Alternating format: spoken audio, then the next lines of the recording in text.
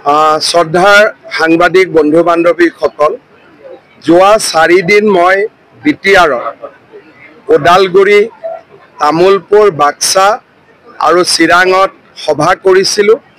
যোৱাকালি মই মিটিঙত অহা নাছিলোঁ। আজি দতমা আৰু ফকিৰা গ্ৰামত মিটিং কৰিম আৰু মই দেখা পাইছোঁ যে ভাৰতীয় জনতা পাৰ্টিৰ প্ৰতি এইবাৰ ৰাইজৰ এক বিপুল উৎসাহৰ পৰিৱেশৰ সৃষ্টি হৈছে। মই বিশ্বাস কৰোঁ যে এইবাৰ বিটিআৰৰ নিৰ্বাচনত ভাৰতীয় জনতা পাৰ্টি এটা শক্তিশালী দল হিচাপে প্ৰতিষ্ঠা হ'বলৈ সক্ষম হ'ব। ইলেকশ্যন ঘোষণা হোৱাৰ পিছত দতমাত আকৌ আহিম আৰু ৰাইজৰ লগত আকৌ লগালগি হ'ম। আজি ইমান ৰাইজৰ উপস্থিতি সি সঁচাকৈয়ে আমাক আনন্দিত কৰিছে। দতমাবাসী ৰাইজক মই মোৰ কৃতজ্ঞতা জনাইছোঁ। মই ওদালগুৰিত 3টা, তামুলপুৰত 3টা 6টা, বাক্সাত 2টা 8টা, চিৰাঙত 3টা 11টা, আজি 12 নম্বৰ। সেইকেইটা সমষ্টিটো গোটেইকেইটা জিকে। ভাৰত মানে চক ইলেকশ্যনততো প্ৰতিদিনে পৰিৱেশ সলনি হয়।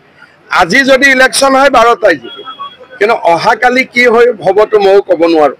গতিকে না, পূজাৰ আগতে ইলেকশ্যন হ'ব, পূজাৰ আগতে ৰিকাউণ্টিং যদি ক'ৰবাত কৰিব লাগে ৰিপুলিং হ'ব, আৰু পূজাৰ আগতে ইলেকশ্যনৰ ৰিজাল্টটো ডিক্লেয়াৰ হ'ব। অৰ্থাৎ 28 তাৰিখে 29 তাৰিখৰ পৰা পূজা, 27 আৰু 28 তাৰিখৰ ভিতৰত আমি নতুন বিটিআৰ দেখা পাই যাম।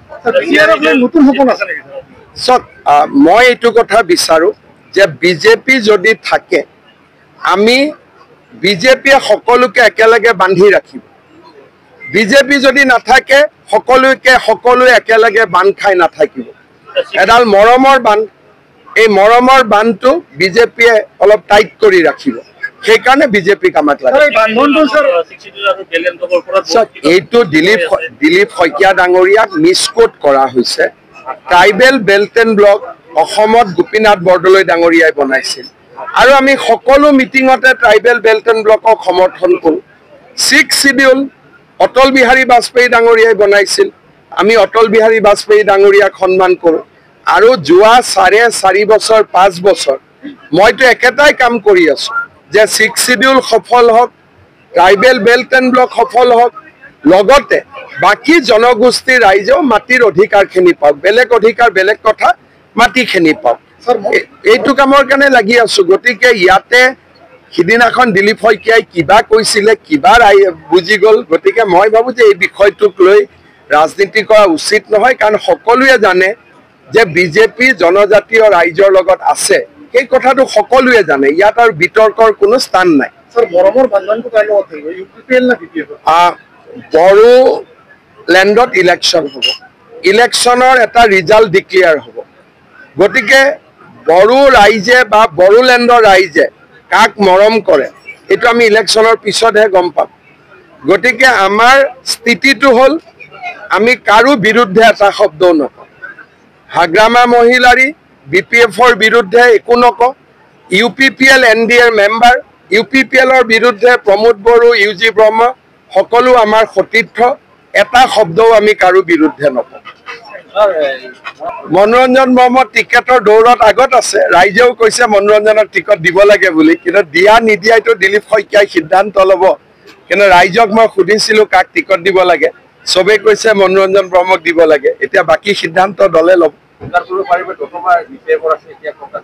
মই ভাবোঁ যে ৰাইজে এইবাৰ আমাক বহুত মৰম কৰিব।